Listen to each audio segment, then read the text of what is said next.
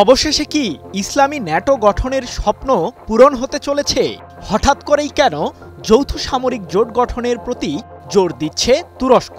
মধ্যপ্রাচ্যে ইসরায়েলের আগ্রাসনের বিরুদ্ধে যৌথ সামরিক জোট গঠনের গুরুত্ব এবার হারে হারে টের পেল তুরস্ক। কাতারে ইসরায়েলের সাম্প্রতিক হামলা যে সবকিছুই বদলে দিয়েছে, সৌদি আরবের সাথে কৌশলগত প্রতিরক্ষা চুক্তির মাধ্যমে তা পশ্চিমাদের বুঝিয়ে দিয়েছে পাকিস্তান। কিন্তু মুসলিম বিশ্বের এই যৌথ সামরিক জোট গঠিত হলে ইসরায়েলের আগ্রাসন ঠেকাতে কতটা সফল হবে বাহিনীটি? মিশরের পর এবার আঞ্চলিক সামরিক জোট গঠনের প্রতি জোর দিয়েছে তুরস্ক। মধ্যপ্রাচ্যের মুসলিম দেশগুলোকে নিয়েই হয়তো গঠিত হবে পশ্চিমা বিরোধী এই সামরিক জোট। এ প্রসঙ্গে তুরস্কের পররাষ্ট্রমন্ত্রী হাকান ফিদান বলেন, মিশর ও সৌদি আরবের সাথে অর্থনৈতিক, বাণিজ্য এবং প্রযুক্তিগত সম্পর্ক রয়েছে আমাদের। পাশাপাশি যৌথ সামরিক জোট গঠনের চিন্তাও করছে তুরস্ক। বিশেষ করে কাতারে ইসরায়েলের আক্রমণের পর থেকেই বিষয়টির গুরুত্ব বৃদ্ধি পেয়েছে। এক প্রতিবেদনে এমন তথ্যই জানিয়েছে তুরস্কের সংবাদ মাধ্যম তুর্কি টুডে। ইসলামী সহযোগী সংস্থা ওআইসি এবং আরব লীগের সদস্য দেশগুলোর সামরিক বাহিনী দিয়েই গঠিত হতে পারে যৌথ প্রতিরক্ষা জোট, এমনটি জানিয়ে হাকান ফিদান আরও বলেন, ফিলিস্তিনে আগ্রাসন চালিয়ে কেবল শান্ত হবে না ইসরায়েল, এই অঞ্চলে নেতানিয়াহুর আগ্রাসন আরও বাড়বে, যার ফলশ্রুতিতে বাকি দেশগুলোও হয়তো দখল করতে চাইবে ইহুদিবাদী সরকার।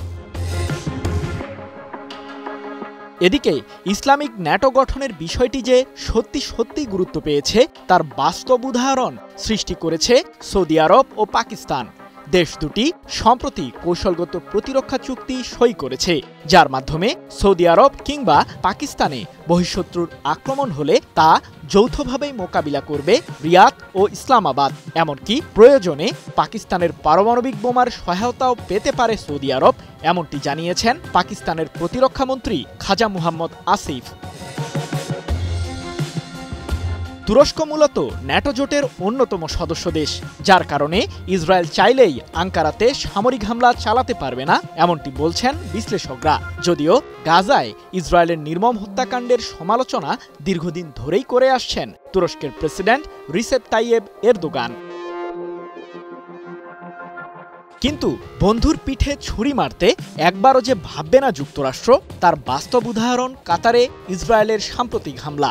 কারণ গাজা ইস্যুতে দীর্ঘদিন ধরেই মধ্যস্থতাকারীর ভূমিকা পালন করে আসছে দোহা, আর যুক্তরাষ্ট্রের সাথে কাতারের রয়েছে বন্ধুত্বপূর্ণ সম্পর্ক।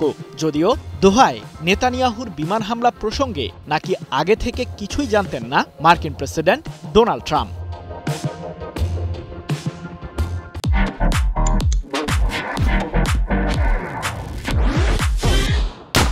অন্যদিকে নেতানিয়াহুকে আরও আগ্রাসী করে গড়ে তুলতে ইসরায়েলকে আবারও অঢেল অস্ত্র দিতে চলেছেন ট্রাম্প। তবে এই অস্ত্র ঠিক কোন ক্ষেত্রে ব্যবহৃত হবে সে সম্পর্কে বিস্তারিত জানা যায়নি। যদিও ধারণা করা হচ্ছে গাজায় ইসরায়েলের আক্রমণ বৃদ্ধি করতে নেতানিয়াহুকে এই সামরিক সহায়তা দিচ্ছে হোয়াইট হাউস। সৃজন মাহমুদ, নিউজ 24।